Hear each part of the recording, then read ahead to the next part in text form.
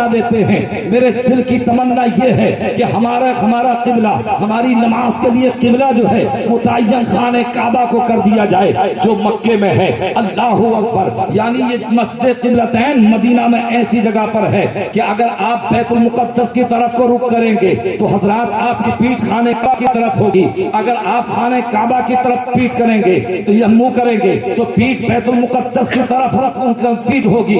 الغرض اللہ کے پیارے نبی بنی سلمہ کی مسجد میں نماز پڑھ رہے ہیں، جسے آج تو قبلوں والی مسجد کہا جاتا ہے، جسے آج مسجد قبلتین کہا جاتا ہے۔ اللہ کے نبی نماز پڑھ رہے ہیں، 2 رکعت نماز ہو چکی ہے کہ اتنے میں جبریل امی آ جاتے ہیں اور آنے کے بعد عرض کرتے ہیں فولی وجہ کا شطر المسجد الحرام، اے محبوب ابھی حالت نماز میں آپ اپنے رخ انور کو پھیر دیجئے مسجد حرام کی طرف۔ اللہ اکبر، آج جو لوگ کہتے ہیں کہ نبی کا خیال نماز میں آ جائے تو نماز باطل و مسدود ہو جاتی ہے، میں ان نادانوں سے پوچھنا چاہتا ہوں، میں ان جاہل مولویوں سے پوچھنا چاہتا ہوں، ارے پڑھ لو تو مسجد قبلتین کی حقیقت کو۔ اللہ کے نبی صلی اللہ علیہ وسلم حالت نماز میں، یعنی پہلے آپ نے رخ کیا تھا، نیت باندھی تھی تو بیت المقدس کی طرف رخ کیا تھا، اب جب جبریل امی آ گئے، حکم رحمان آ گیا، آیت قرآن نازل ہو گئی تو میرے آقا حالت نماز میں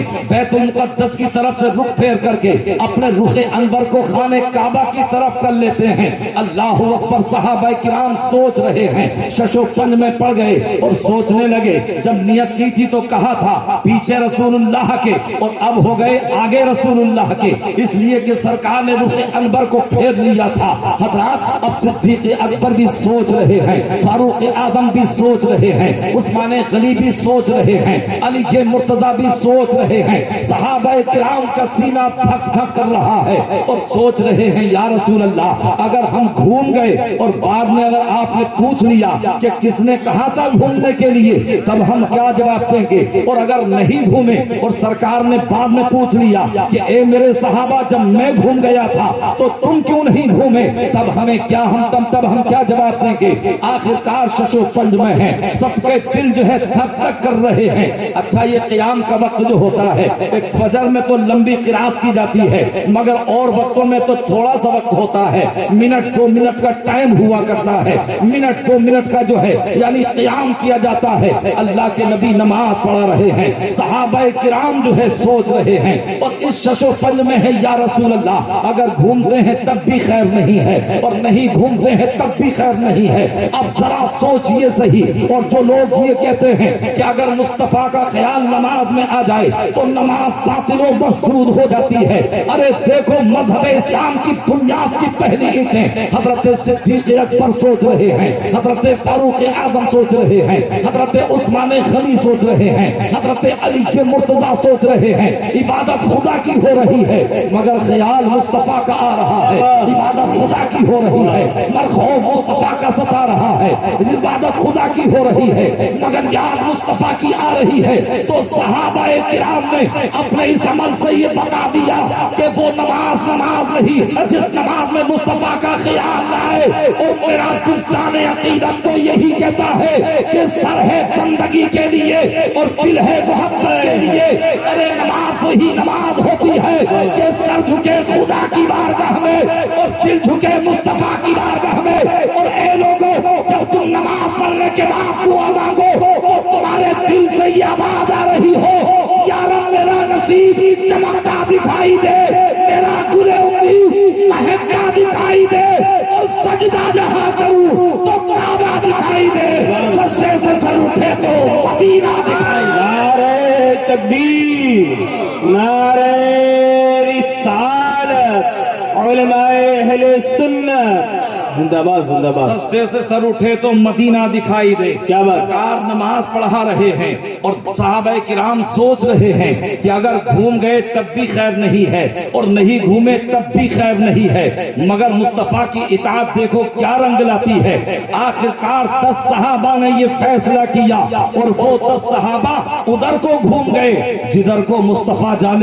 رحمت گھومے تھے۔ ان 10 صحابہ نے ادھر کو اپنا رخ کر لیا کہ جدھر مصطفیٰ نے کیا تھا. اب حضرات گھوم تو گئے ہیں مگر دل دھک دھک کر رہا ہے کہ اگر نماز کے بعد مصطفیٰ نے پوچھ لیا کہ کس نے کہا تھا تم سے گھومنے کے لیے, تب ہم کیا جواب دیں گے؟ عزیزان ملت اسلامیہ, اور جو نہیں گھومے تھے وہ بھی ان کا بھی دل دھک دھک کر رہا ہے کہ نماز کے بعد اگر مصطفیٰ نے پوچھ لیا کہ جب میں گھوم گیا تو تم کیوں نہیں گھومے, تب ہم کیا جواب دیں گے؟ اللہ اکبر. اب یہ 4 رکعت نماز مکمل کی جاتی ہے. میرے آقا نے سلام پھیرا اور صحابہ کی طرف رخ انور کیا, اور پھر میرے صحابہ نے ان لوگوں سے کہا جو نہیں گھومے تھے, یعنی 10 لوگوں نے تو ادھر کو رخ کیا جدھر مصطفیٰ نے رخ کیا تھا, اور مسجد کے باقی نمازی معمول کے مطابق نماز ادا کرتے ہیں. اب میرے مصطفیٰ نے ان سے کہا اے میرے صحابہ یہ بتاؤ جب میں گھوم گیا تو تم کیوں نہیں گھومے؟ صحابہ عرض کرتے ہیں یا رسول اللہ, اگر ہمیں یہ پتا چل جاتا کہ تحویل قبلہ کا حکم آ گیا ہے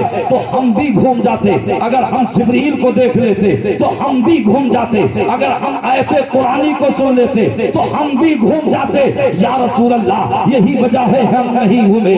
تو اللہ کے نبی نے یہ نہیں فرمایا, اس لیے کہ حضرات 2 رکعت نماز تو ان کی ادھر کو ہوئی کہ جدھر قبلہ تھا, اور 2 رکعت نماز ادھر کو ہوئی جو قبلہ نہیں رہا تھا, مگر مصطفیٰ کی محبت میں مصطفیٰ کے معمول کے مطابق, سابقہ معمول کے مطابق نماز ادا کی تھی. تو میرے آقا خفا نہیں ہوتے ہیں, مصطفیٰ ناراض نہیں ہوتے ہیں, بلکہ میرے آقا مسکرائے اور ارشاد فرمایا اللہ نے تمہاری عبادت کو قبول فرما لیا ہے. اللہ اکبر. اب وہ تو مطمئن ہو جاتے ہیں, یعنی ان کی 2 رکعت نماز ادھر کو ہوئی تھی کہ جدھر قبلہ ہی نہیں تھا, مگر مصطفیٰ نے کہہ دیا تو حضرات گرامی وہ نماز مقبول ہو گئی. اب 10 صحابہ لرز رہے ہیں, ان کے دل دھک دھک کر رہے ہیں, اور وہ پریشان ہیں کہ انہوں نے یہ نہیں گھومے, انہوں نے اچھا کیا, ہم گھوم گئے, ہم نے یقیناً برا کیا ہوگا. اب میرے صحابہ ان 10 صحابہ سے کہتے ہیں اے 10 صحابہ بتاؤ کیا تم نے جبریل امی کو دیکھا؟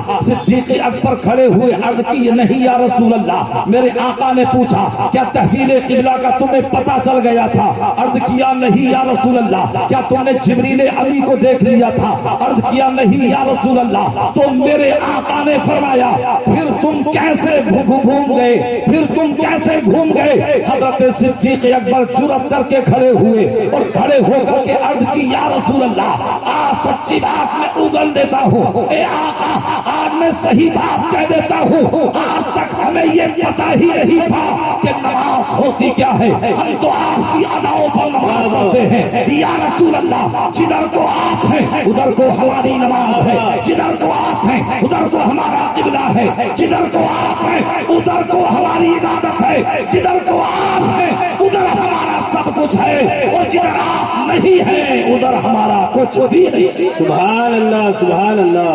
اللہ کے نبی نے فرمایا کہ سرکار مسکرائے اور میرے آقا کچھ فرمانے ہی والے تھے کہ اتنے میں جبریل امی آ گئے سبحان اللہ, اور عرض آنے کے بعد کرتے ہیں یا رسول اللہ اے اللہ کے نبی اب پروردگار نے مجھے بھیجا ہے, اور یا رسول اللہ آپ اپنے ان 10 صحابہ سے کچھ مت کہیے, آپ کچھ نہ کہیں, پروردگار نے مجھے بھیجا ہے. حضرت جبریل امی عرض کرتے ہیں یا رسول اللہ یہ آپ کی اطاعت میں گھومے, انہوں نے اپنے چہروں کو آپ کی محبت میں پھیرا, آپ کی اطاعت میں پھیرا, تو آپ فرما دیجئے کہ رب فرماتا ہے کہ یہ وہ 10 صحابہ ہیں جو بے حساب و کتاب جنتی ہیں. اعلیٰ حضرت بھی پکار اٹھے کہ وہ 10 جن کو جنت کا مژدہ ملا اس مبارک جماعت پہ لاکھوں.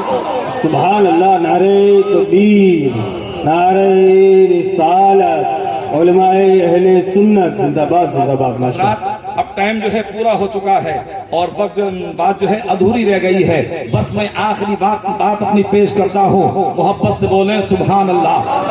ملت اسلامیہ تو میں نے ابتدائے گفتگو میں کہا تھا کہ حجاج کنانی عمرہ کرنے والوں نے ایک تیر سے 2 شکار کیے ہیں, اور ماشاءاللہ یہ تو محبت کی بات ہے, یہ تو الفت کی بات ہے, یہ اپنا اپنا ہے حوصلہ, یہ اپنی اپنی اڑان ہے, کوئی اڑ کے رہ گیا شام تک, کوئی کہکشاں سے گزر گیا. تو میں ایک بات جو ہے سرکار غوث اعظم کی حضرات غوث اعظم کی 11ویں بھی اس میں شامل ہے، اور مہینہ ماہ ربیع الغوث بھی چل رہا ہے۔ پوری دنیا میں بالخصوص ہند و پاک میں کثرت کے ساتھ میں غوث اعظم کی 11ویں منائی جا رہی ہے۔ جا بجا لنگر بانٹے جا رہے ہیں اور لنگر خانے لنگر تقسیم کیے جا رہے ہیں، کہیں جلسے ہو رہے ہیں، کہیں جلوس نکل رہا ہے۔ سرکار غوث اعظم کی بارگاہ میں ایک عورت آتی ہے جس کے پاس 6 یا 7 بیٹیاں تھیں۔ آنے کے بعد اور آج بھی یہ طریقہ ہے کہ اگر کسی کے بطن سے کسی عورت کے یہاں بچہ لڑکا پیدا نہ ہو تو اس کی ساس تانے دینے لگتی ہے، اس کا شوہر تانے دینے لگتا ہے، اس کے گھر والے تانے دینے لگتے ہیں۔ وہ عورت بھی بیچاری لاچار و مجبور عورت آئی غوث اعظم کی بارگاہ میں، اور آنے کے بعد کہ میرے آقا میرے پاس بیٹیاں ہی بیٹیاں ہیں، میرے پاس کوئی بیٹا نہیں ہے، آپ دعا کر دیں تاکہ اللہ مجھے کوئی بیٹا عطا فرما دے۔ تو سرکار غوث اعظم نے اپنی چشمان کو بند فرمایا اور آپ نے لوہے محفوظ کو پڑھ لیا، سبحان اللہ۔ اور آپ نے جب ملاحظہ کیا تو دیکھا کہ لوہے محفوظ پر اس کی قسمت میں کوئی بھی جو ہے یعنی کوئی بھی بیٹا لکھا ہوا نہیں ہے۔ عورت کہتی ہے کہ اے غوث اعظم آپ دعا فرمائیے۔ آپ نے فرمایا تیری قسمت میں کوئی بیٹا نہیں ہے۔ تو حضرات عورت بھی بڑی چالاک تھی اور بڑی چالاکی سے کہتی ہے حضور اگر میری قسمت میں بیٹا لکھا ہوتا تب تو مجھے مل ہی جاتا، نہیں لکھا ہے تبھی تو آپ کی بارگاہ میں آئی ہوں، آپ دعا فرمائیے۔ اب غوث اعظم رب کی بارگاہ میں دعا کرتے ہیں، عرض کرتے ہیں پروردگار عالم یہ عورت یعنی اس کے پاس اولاد نرینہ نہیں ہے،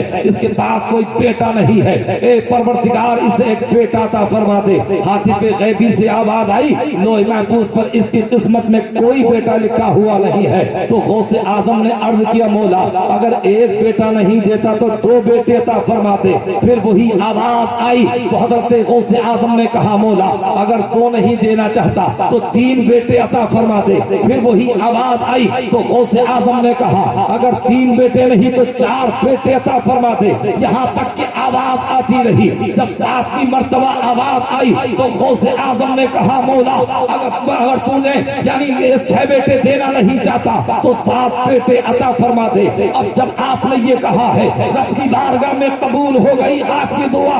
ہاتف غیبی سے آواز آئی اے عبد القادر اب زبان بند کرو، ہم نے تمہاری دعا کو قبول کر لیا ہے اور ہم تمہاری دعا سے اس عورت کو اور اس یعنی اولاد سے نرینہ اولاد سے ناآشنا عورت کو ہم ایک بیٹا نہیں بلکہ 7 بیٹے عطا کریں گے۔ اور پوری دنیا میں دیکھا تھا، پورے عراق میں دیکھا تھا، پورے بغداد میں دیکھا تھا کہ جس کے پاس کوئی بیٹا نہیں تھا اگر غوث اعظم نے دعا کر دی ہے تو اللہ نے اسے 7 بیٹے عطا فرما دیے۔ سبحان اللہ سبحان۔ اور میرے آقا بھی فرماتے ہیں لا يرد القضاء الا الدعاء، یعنی دعا جو ہے وہ تقدیر کو بدل دیتی ہے، دعا نصیبے کو بدل دیتی ہے۔ تو لہذا آج کی اس مقدس انجمن میں آئے ہو اجتماعی شکل میں دعا کرو اور غوث اعظم کا وسیلہ دے کر کے دعا کرو اور اس طریقے سے نبی کی بارگاہ میں عرض کرو یا رسول اللہ تیری سرکار میں لاتا ہے رضا اس کو شفیع جو میرا غوث اور لاڈلا بیٹا تیرا۔